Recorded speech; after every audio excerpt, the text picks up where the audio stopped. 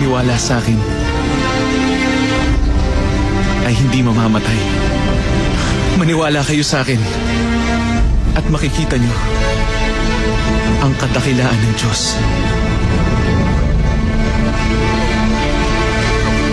Alam kong mabilis kakalat ang balita tungkol sa milagrong naganap. Lahat ay malalaman ito. Lalo na ang mga kinauukulan.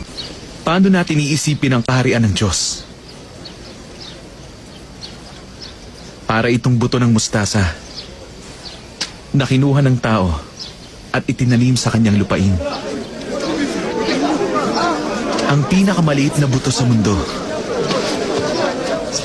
Pero kapag itinanim,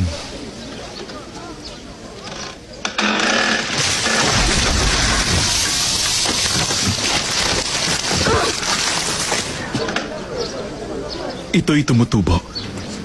Guro,